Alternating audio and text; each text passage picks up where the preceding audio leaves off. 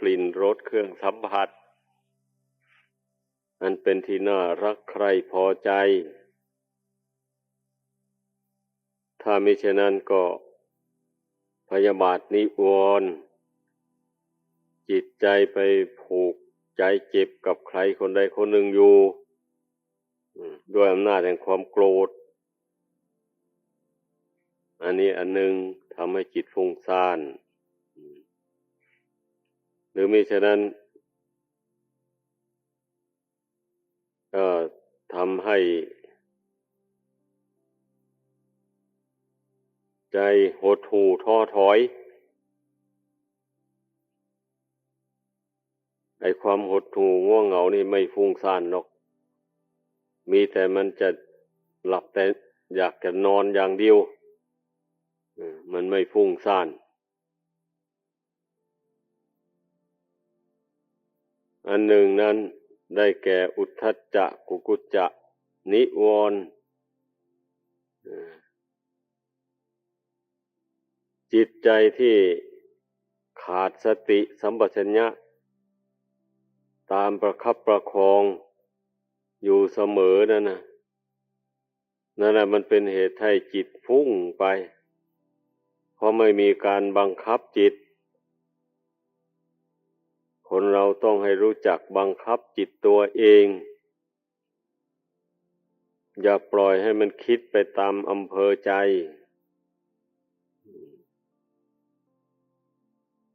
ต้องบังคับจิตตัวเองให้มันคิดถึงร่างกายสังขารนี้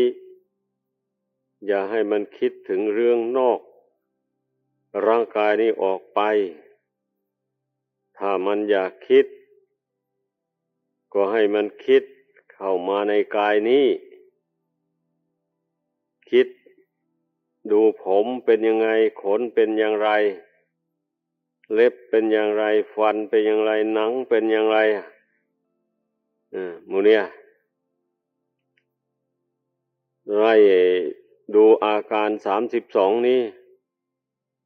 ความจริงของอาการ32นี่มันเป็นอย่างไรให้มันมาคิดมาเพ่งพินิจดู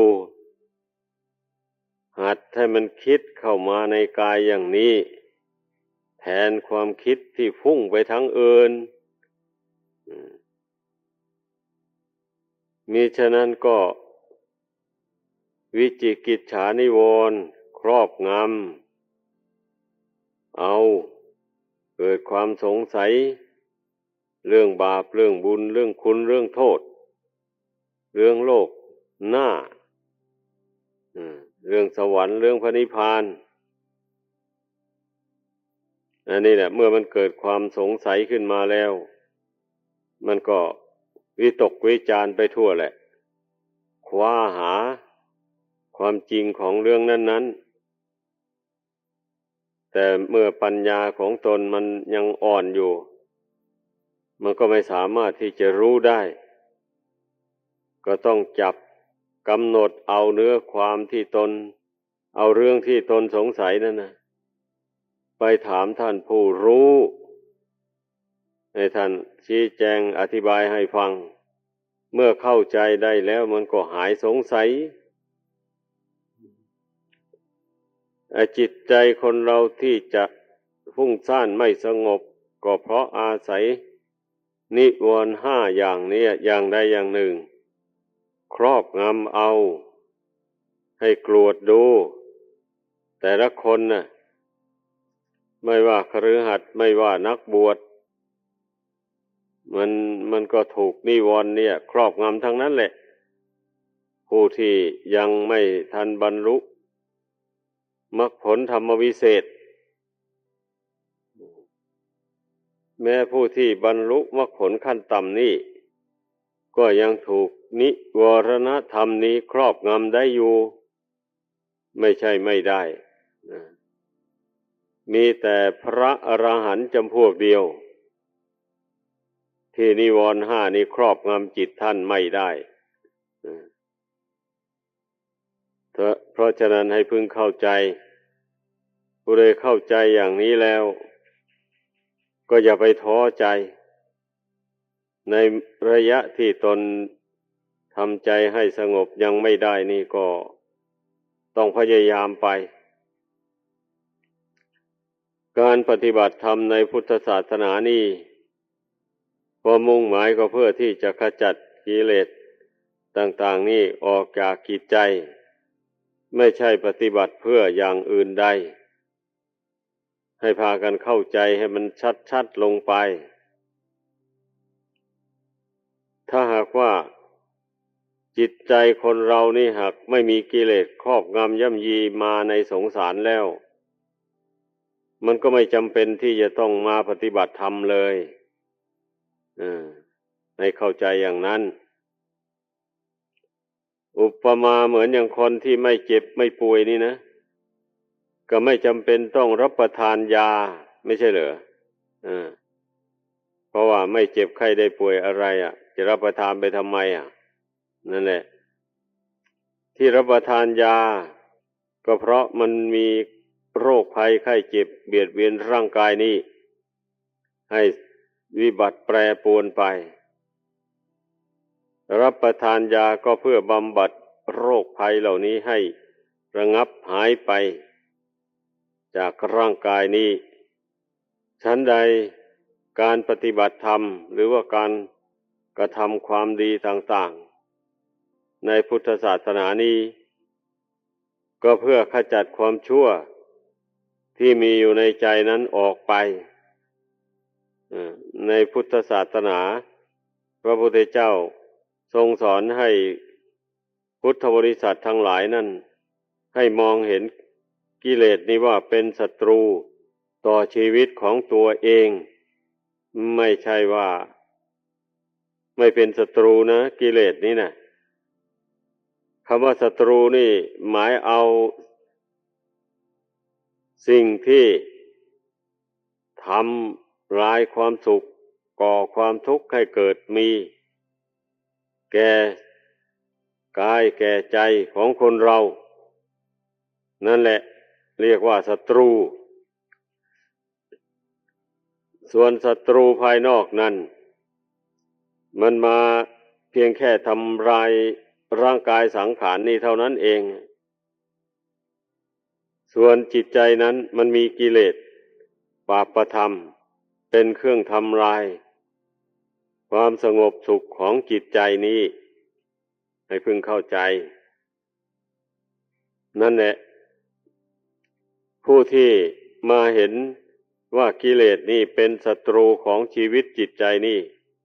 ก็จึงยินดีปฏิบัติธรรมปฏิบัติตามคำสั่งสอนของพระพุทธเจ้าโดยความไม่ประมาทเพราะมองไม่เห็นอย่างอื่นวิชชาอาคมต่างๆหรืออำนาจใดๆในโลกนี้ที่จะมากำจัดกิเลสบาปธรรมออกจากจิตใจให้หมดไปสิ้นไปไม่ได้เลยมองไม่เห็นอย่างนี้แหละก็จึงได้มาทำความยินดีพอใจในพระธรรมเพราะมองเห็นว่าพระธรรมนี่เป็นนิยานิกธรรมนำผู้ปฏิบัติตามให้พ้นทุกข์พ้นภัยไปได้จริงๆอันข้อนี้ผู้ปฏิบัติเท่านั้นจะรู้เองเห็นเองใครไม่ปฏิบัติย่อมไม่รู้ได้เลยเพราะกิเลสมันมีอยู่ในจิตใจของคนเราไม่ได้มีอยู่ข้างนอกไม่สามารถที่จะช่วยกันได้ถ้าหากว่าช่วยกันได้เหมือนอย่างที่เราช่วยขับไล่ศัตรูต่างๆออกจากประเทศชาติบ้านเมืองข้าศึกที่มารุกรานบ้านเมืองอย่างนี้มันก็พอช่วยกันได้แหละรวมกำลังกันขับไล่ข้าศึกออกไปอันนั้นพอมันมองเห็นด้วยตาไอ้ข้าศึกคือกิเลสเนี่ยบุคคลย่อมมองเห็นด้วยตาไม่ได้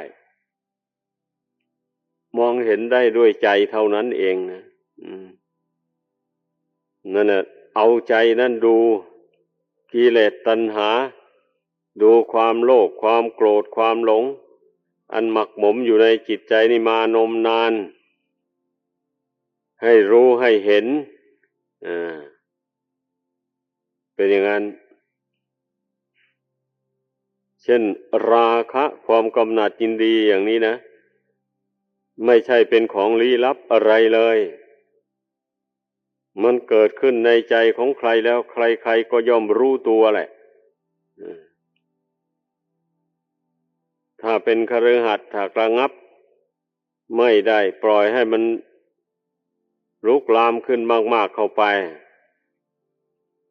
มันก็ไปทำชั่วด้วยความกำหนัดยินดีนั่นแหละเช่นอย่างผู้มีผัวมีเมียอยู่แล้วอย่างนี้ก็ไปประพฤติล่วงใจผัวล่วงใจเมียเรียกว่าไปเล่นชู้จากผัวจากเมียนั่นแหละพูดง่ายๆเป็นอย่างนั้นนั่นเรียกว่าปล่อยให้ความกำหนัดยินดีครอบงำจิตใจอย่างรุนแรงเกินขอบเขตถ้าเป็นพระภิกษุสามเณร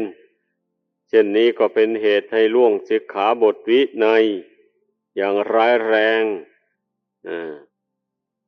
จนถึงกับขาดจากความเป็นภิกษุก็มีหรือมิฉะนั้นก็ต้องอยู่ปริวาสกรรมอันหมู่นี้มันก็เกิดจากราคะตัณหานี่ทั้งนั้นแหละพูดถึงราคะตัณหานี่มันให้โทษอย่างมากมายเหลือเกินแหละมันทำให้ล่วงศีลล่วงธรรมไปได้ทั้งนั้นแหละเมื่อความกำหนัดนี่มันหนาแน่นขึ้นในจิตใจแล้วเพราะนั้นผู้เป็นคฤหัสถ์ครองเรือนก็อย่าไปนึกว่าคฤหัสถ์นี่เป็นธรรมดามันต้องมีความรักความใคร่ผู้ครองเรือนน่ะเป็นพระเป็นเจ้าต่างหากที่ท่านกำจัดมันออกไปไม่ใช่อย่างนั้นหรอกก็ลองสังเกตดูข้อบัญญัติต่างๆเหล่านั้นสิทั้งคฤหัสถ์ทั้งนักบวชล้วนแต่บัญญัติห้ามทั้งนั้นแหละแต่ว่าข้อบัญญัติของคฤหัสถ์นั้นมันหย่อนยานไปหน่อยถ้าเป็นผัวเป็นเมียของตัวเองไม่เป็นไรอย่างนี้แหละถ้าเป็นผัวเป็นเมียของผู้อื่นนั่นแหละเป็นโทษเป็นอย่างนั้น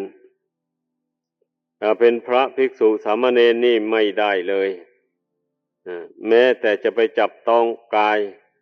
ของเพศตรงกันข้ามก็ไม่ได้ถึงกระนั้นไม่ถึงอย่างนั้นแม้จะไปพูดเกี้ยวพาราสีในเชิงชู้สาวอย่างนี้ก็ไม่ได้อย่างนี้แหละพระพุทธบัญญัติต่างๆนั้นล้วนแต่เป็นเครื่องป้องกันราคะโทสะโมหะมานะทิฏฐินี้แหละไม่ให้หนาแน่นขึ้นในจิตใจอุปมาเหมือนอย่างบุคคลปลูกพืชอะไรลงในสวนในนาแล้วก็ล้อมรั้วไว้โดยรอบเพื่อกันไม่ให้สัตว์สิ่งต่างๆไปเหยียบย่ำทำลายอันนี้ชั้นใดก็อย่างนั้นเนี่ยศีลต่างๆนี่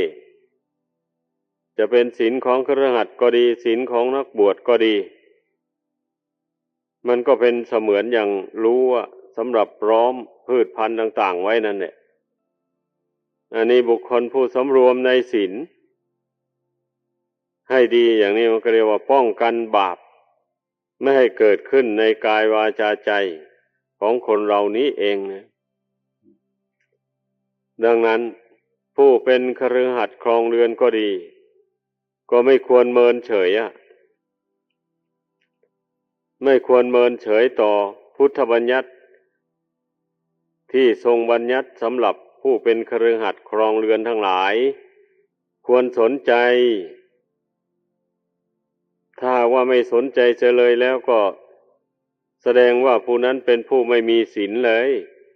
ไม่สำรวมในศีลก็ชื่อว่าไม่นับถือพระพุทธเจ้าพระธรรมพระสงฆ์เป็นที่พึ่งแลถ้าหากว่านับถือเลื่อมใสในพระพุทธเจ้าจริงๆเช่นนี้นะมันก็ควรที่จะมาสนใจในพระธรรมคำสอนของพระองค์เพียงแต่นับถือพระพุทธเจ้าว่าเป็นที่พึ่งเฉยๆแต่ว่าไม่ได้ปฏิบัติตาม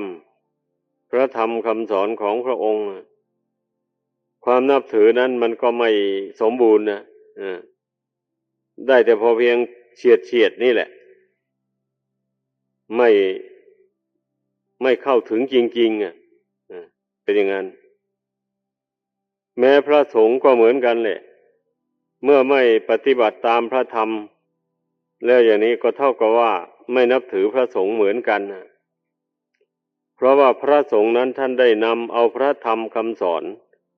ของพระพุทธเจ้ามาแสดงให้ทายิกาทั้งหลายฟังแล้วก็ทั้งได้ปฏิบัติให้เป็นตัวอย่างของทายิกาด้วยดังนั้นการที่ทายิกาจะได้รู้จักบาปบุญคุณโทษประโยชน์และไม่ใช่ประโยชน์นั่นนะหรือประโยชน์อย่างยิ่งคือทางไปสู่พระนิพพานก็อาศัยพระสงฆ์นำเอาพระธรรมคำสอนของพระพุทธเจ้านั่นแหละมาแสดงสู่กันฟังทั้งนี้ก็เพราะว่าพระพุทธเจ้านั้นพระองค์เสด็จดับขันธ์เข้าสู่พระนิพพานไปแล้วก็มีพระสงฆ์นี่แหละเป็นผู้ศึกษาเล่าเรียนท่องบนจดจำพระธรรมคำสอนของพระพุทธเจ้าไว้แล้วนำมาประพฤติปฏิบัติตามจนเห็นผลประจักษ์ขึ้นด้วยตนเองทำกิเลสบาปธรรมให้น้อยเบาบางไป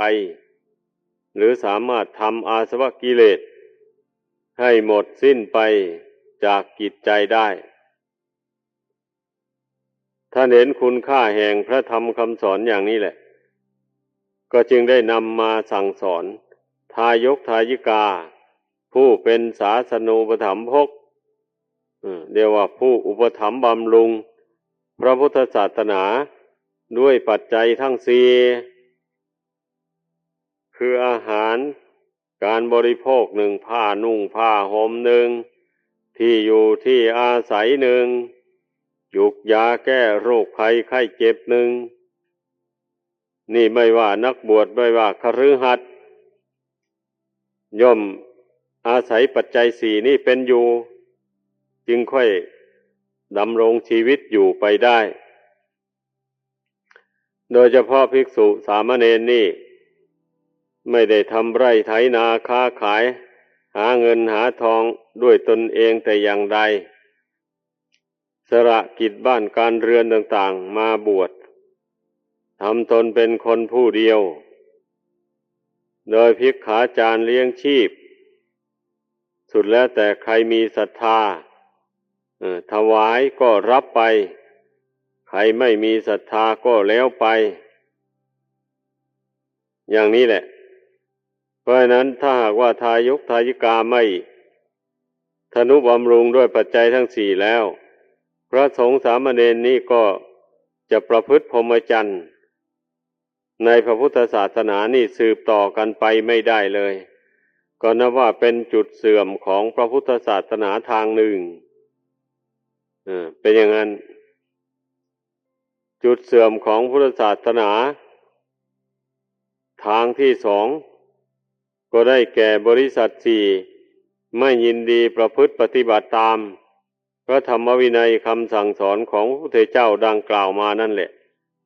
ปล่อยให้กิเลส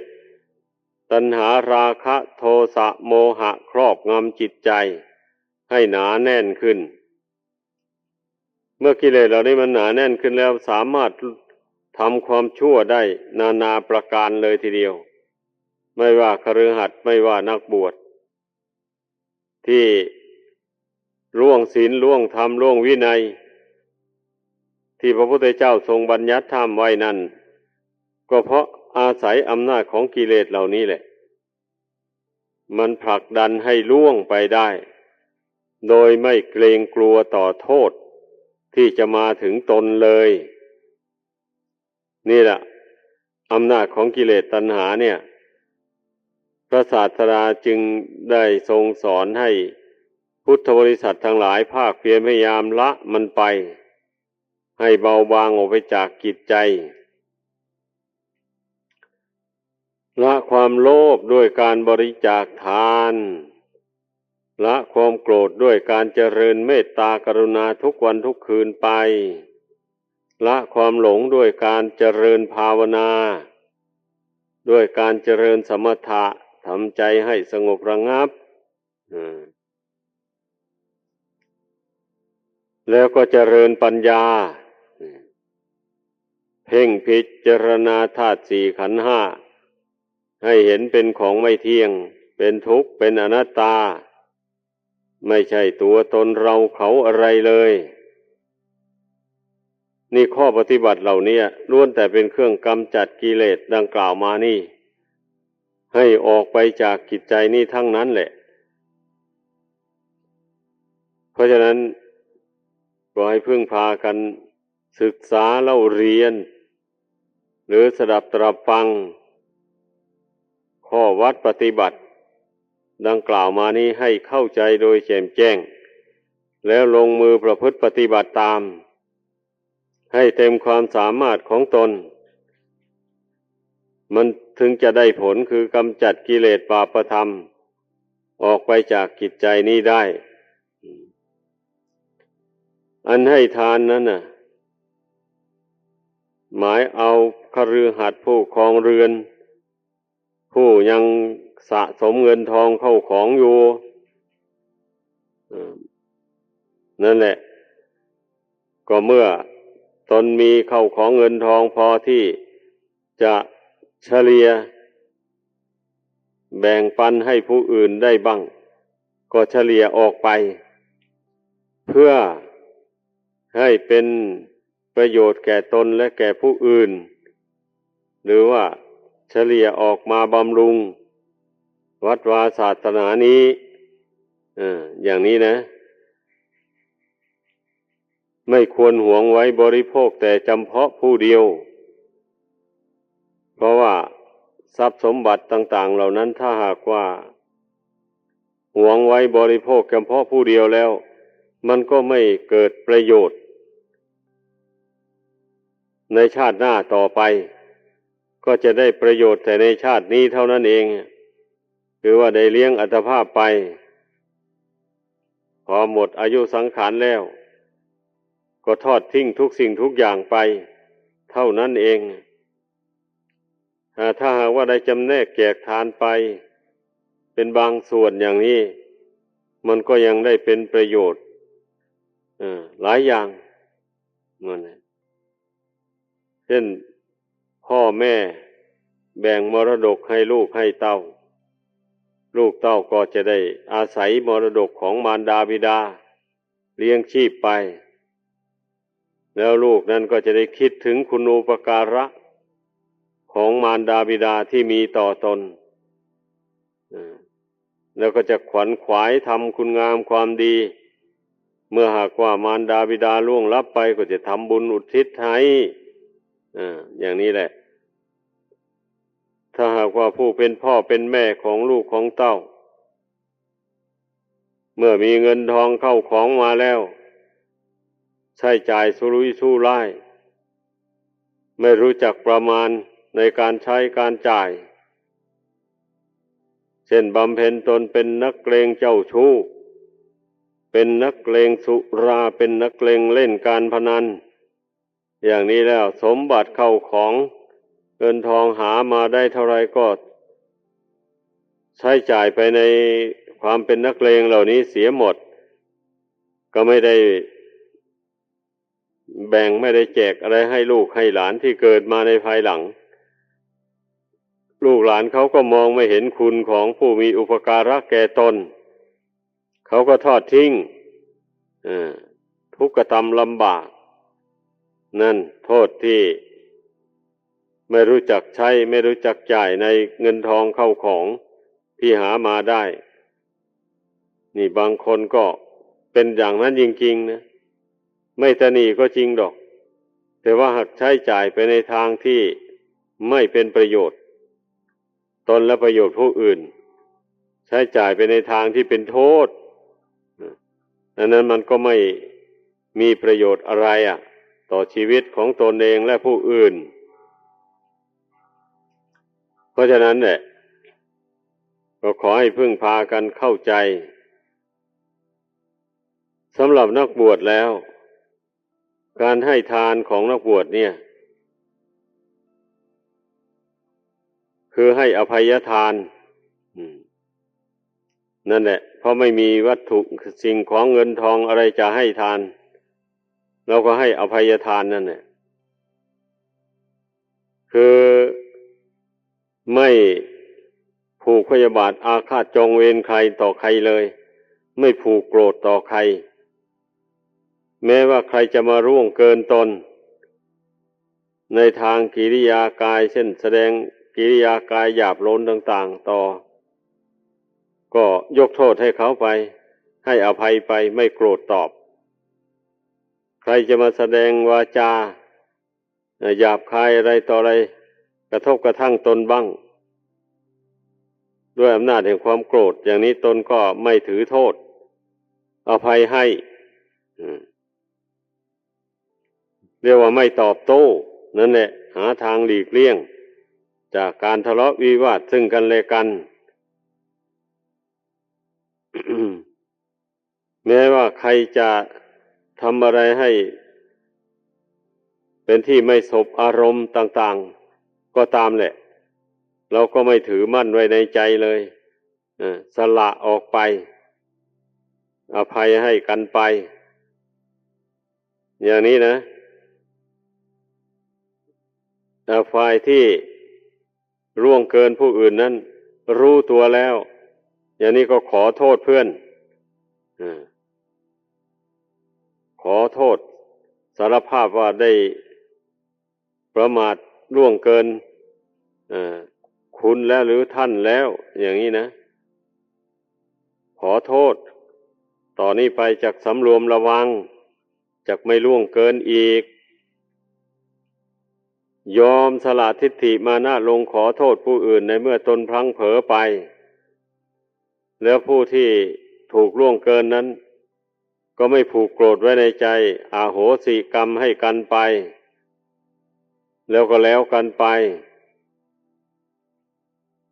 ในพระพุทธศาสนาพระศาสดาทรงแนะนำพร่ำสอนให้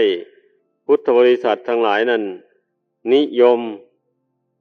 ปฏิบัติต่อกันและกันอย่างนี้เพราะฉะนั้นให้พึ่งพากันเข้าใจไว้เรื่องขอโทษต่อกันและกันนี่ไม่เฉพาะแต่ภิกษุสามเณรน่ะแม้เป็นคฤหัสถ์ครองเรือนก็ต้องได้ปฏิบัติตามไม่เช่นนั้นแล้วมันก็ผูกพยาบาทจองเวรกันไปไม่รู้จบรู้สิ้นเลยคนเรานั่นนะเป็นอย่างนั้นแม้แต่เรื่องเล็กๆน้อยๆก็ตามถ้ายึดมั่นถือมั่นไว้ในใจแล้วมันก็เป็นเวรติดตามสนองกันไปในเบื้องหน้าไม่รู้จักจบจักสิ้นได้อย่าไปเข้าใจว่าเรื่องเล็กๆน้อยๆนั้นจักไม่มีผลนะถ้าใจมันยึดถือแล้วแน่นอนเนี่ยมันต้องติดตามไปให้ผลจนได้เว้นเสียแต่ผู้ใดรู้ตัวแล้วมากำหนดละไปไม่ถือมั่นไว้แล้วก็นั่นมันก็หมดไปบรรดากรรมเวรทั้งหลายนะแม้กิเลสอื่นๆก็เหมือนกันนะมันก็เนื่องมาแต่ใจเนี่ยยึดเอาไว้นะมันถึงมีได้ถ้าใจไม่ยึดเอาไว้แล้วสิ่งใดแล้วสิ่งนั้นจะตั้งอยู่ในใจไม่ได้มันยอมดับไปนี่กล่าวโดยสรุปนะขอให้พากันเข้าใจดังนั้นแหละการเจริญสมถะวิปัสสนานี่นะมันจึงได้ชื่อว่าเราพยายามอบรมใจให้สงบลงไปในเบื้องต้นนี้เมื่อจิตสงบลงไปแล้วปัญญามันจะเกิดขึ้นเมื่อปัญญาเกิดขึ้นแล้ว ปัญญานั่นแหละกลับมาสอนจิตนี้อีกทีหนึ่งจิตมันยังยึดมั่นในสิ่งใดอยู่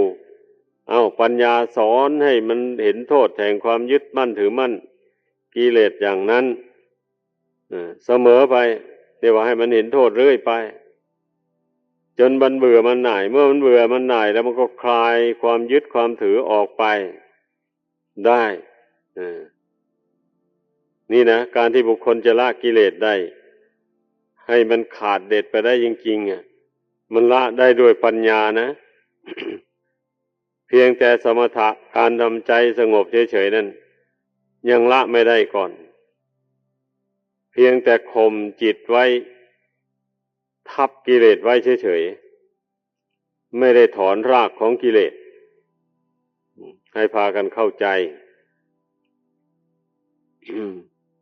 ดังนั้นแหละในสติปัฏฐานธรรมทั้งสี่นั่นนะ